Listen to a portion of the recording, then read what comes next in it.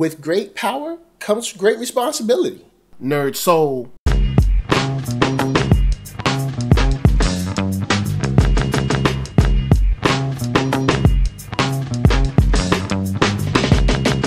Late Ill Kid at OneYoungsta holding it down, bringing that StreetGeek and NERDSoul. And what is up, my people? Today, we're about to get into another wonderful episode of movie reviews. And today, I'm not going to waste your time. We're going to go in and get it going, but we have got to do some house cleaning. Like this shirt? Me too. You can find it at shop.thatnerdsoul.com. This week, right now, we got 15% off, all that good stuff. So pick yourself up one. But Spider-Man Homecoming. Now, before we get this started, I'm letting you know this is a spoiler review.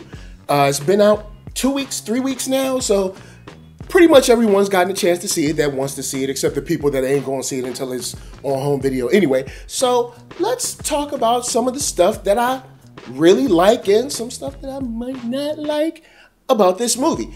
The Vulture is probably one of the biggest things that really tie this movie together for me. Just the character that Keaton brings to us is a character that's fully fleshed out. Now, I do feel that we should have gotten some more character building after the beginning scene, but in that beginning scene, we get to see that this is a dude that's really gotten the shaft by big business. You know what I'm saying? You're looking at a small businessman, an entrepreneur, if you will, that's kind of doing his thing.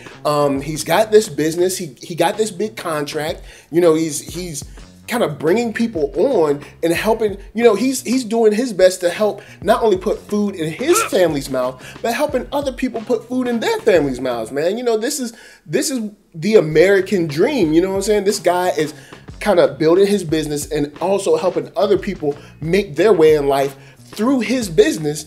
And, you know, unfortunately, Tony Stark, who can be problematic, kind of gets in the way and sends his little cronies down there, or his little kind of like corporate thugs, to kind of be like, look, y'all out of here, y'all done. And I love the way Michael Keaton kind of handles it. You know, he handles the role in a way where you can really understand that this guy is like, you know what? People take from me all the time. They're not going to take anymore. And you see that kind of fighting spirit with when the guy says something like, you shouldn't have taken on so much responsibility or something like that, trying to be smart. And dude just hits him with I think it's like a right cross or something. Like, dude lays him out. And you can see that, you know, Michael Keaton ain't playing. And, you know, he decides to kind of use this tech, use this stuff that they've been picking up through these demolitions to sell arms in the street and, you know, maybe abroad or whatever, to make that dough. And it works well, man. It says like 8 years later that, you know, this business has been going fantastic for them. But of course, him and his suit in the Vulture, you know, you got so many issues when, you know, you're trying to duck from the law and you're staying under the radar, and you got Spider-Man in the way, and, you know, he has to make sure that he protects his business and his way of providing for his family. And I think the most telling scene is probably the scene between him and the Shocker, and then also the scene with him and Peter in the car. Now, of course, this does not beat Bad Boys 2 as far as fathers meeting young men for a date on their daughter, but it's up there. So let's move on to a lighter character in Peter. Peter Parker, played by Tom Holland, is a really good fit for me. He really does feel young. He really does feel kind of like he feels like he wants to be a hero. He wants to do well. He wants to, you know, save people. And I mean, of course, some of that is probably, you know, narcissistic, but at least he wants to aspire for better. He wants to be a big hero. He wants to be, you know, someone that people look up to and everything. And it's cool to see that attitude, since we haven't seen a Spider-Man on screen this young. And I do like how he handles himself in a lot of the situations.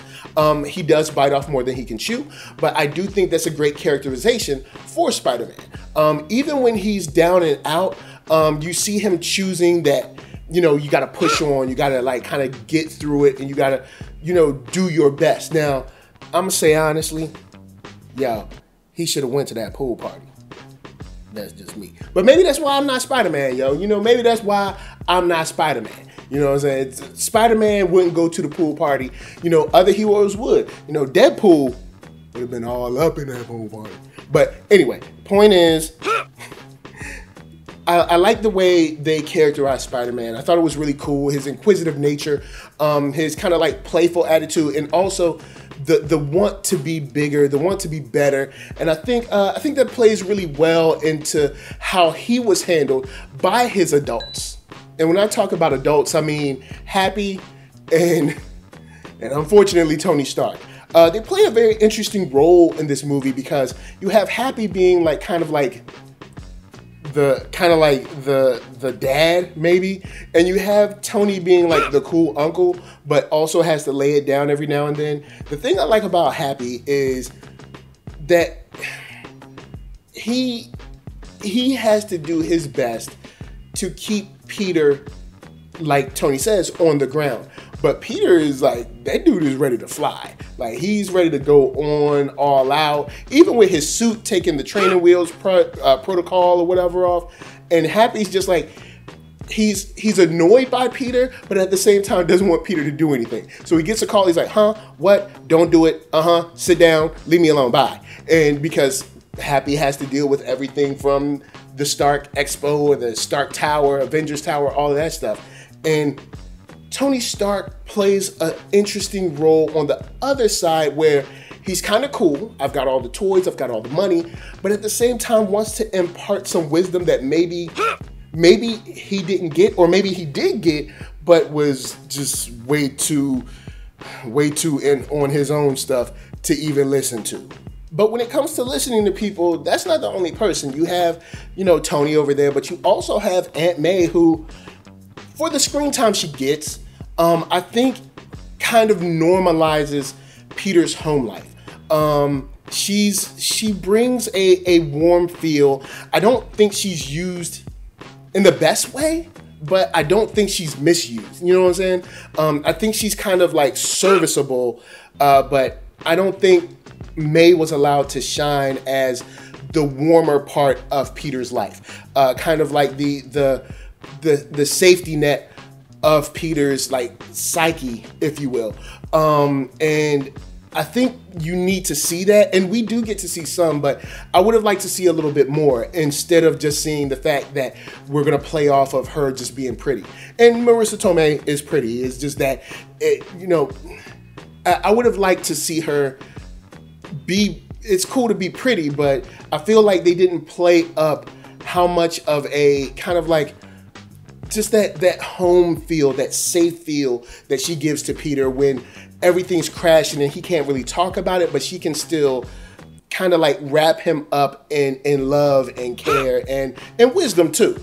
But with all that out the way, let's get to some other cool stuff, or maybe not cool stuff, like the school. And of course, Genki. And I'm calling him Genki because that's who he is. But I love the school and the way the school was characterized, but I don't think the characters in school were characterized, if that makes sense. And maybe if this helps, when I was reviewing Rogue One, I think Rogue One did a very good job of characterizing the Empire and characterizing the Rebels, but they didn't do a good job of characterizing the individuals inside of the Rebel faction and the Empire.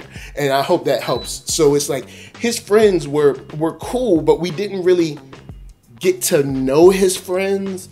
They were just kind of kids, you know. And I think they played off very well. I think they really showed, or really kind of reminded all of us sort of like what it was like to be in high school. Now, of course, high school has changed from when I went to high school, maybe when you went to high school, but it did help kind of characterize like, oh, I remember, you know, when it was kind of, you know, high school was your world, you know what I'm saying? So even though I didn't get everything that I think they could have given us from school, from the characterization of like, you know, MJ Liz,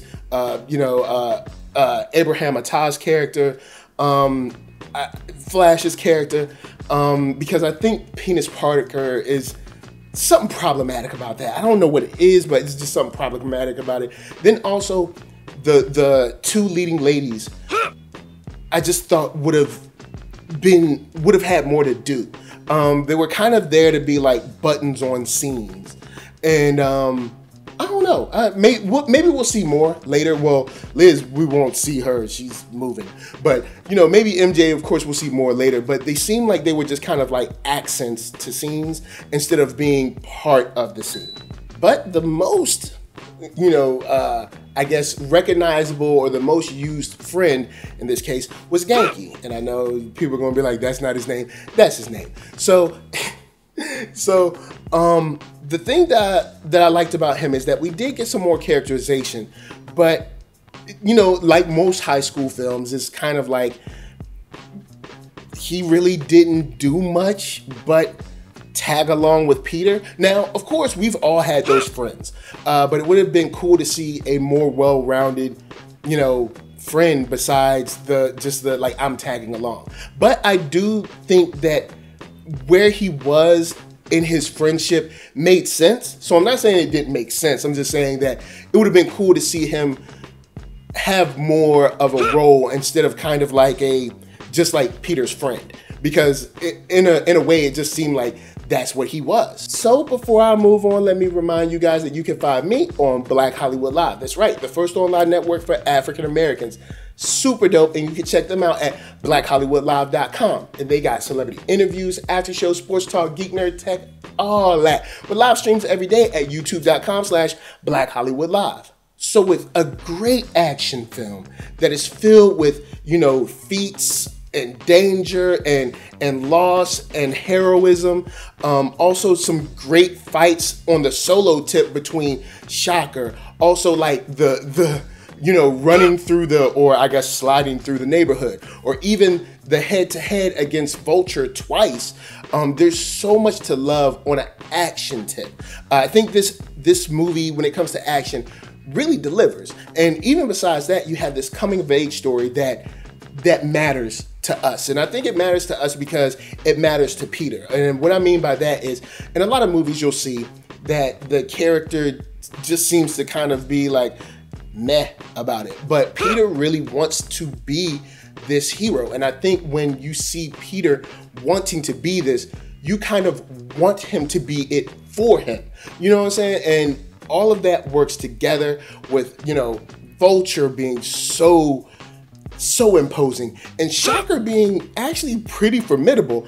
I've got to give this movie, along with the friends, Aunt May, you know, the Vulture, Happy's crazy self, and even the decisions that he has to make with Tony, and even the decisions that Tony has to make for Spider-Man, I've got to give this movie a smooth, cool 4 stars. And I think it's because the characterization of Spider-Man, I think it's Spider-Man's journey, I think it's the car scene, I think it's the feel of Vulture being someone who was wrong and has a legitimate beef. I think it's the fight scenes. I think it's the general feel of being a kid that's ready to take that next step. I think it's all of that comes together to make a movie that's enjoyable. It has its flaws, and I do have a couple of bones to pick with it that I've laid out here, and some others that I may have forgotten, but I think this is enjoyable. I think this is a movie that you can watch and be like, yo, that's cool. Spider-Man is back. Now, I'm still Spider-Maned out. There's so much Spider-Man content, but I do think that this is a enjoyable film, and it has some, you know, some high replay value. Now, to the after credit scenes, the first one should have just been in the movie. The second one was a waste. And I think both of those choices were Sony choices. But, you know, Sony, look, man, I'm trying to get y'all to make this Ghostbusters Mass Hysteria movie, so don't hate on me too much. But anyway, guys, holla at me. I'm gonna holla at you. Get down in the comments. Let me know what you thought about Spider-Man. If you're still watching this and you haven't seen it, it's a spoiler, and you've been spoiled. So in the comments, it might be a spoiler. So, of course, before I bounce, I gotta tell you guys to hit up ThatNERDSoul.com. That's right, check me out right there. All my videos from the oldest, newest, latest, greatest, and all of that. Then hit up shop.thatnerdsoul.com and pick yourself up a t-shirt player, and don't forget one for them playettes. Then come back here, like, comment, subscribe, and share that Nerd Soul. That's right, there's no better way that I can show people that you like what you are watching. And of course, my shout outs go to LA, what up? VA, what up? RVA, you got my heart. And please, Be good to yourselves. Be good to each other. And remember, with great power comes great responsibility. I know we've said it tons of times. You've heard it tons of times. But it actually makes sense. So, you do that. Peace.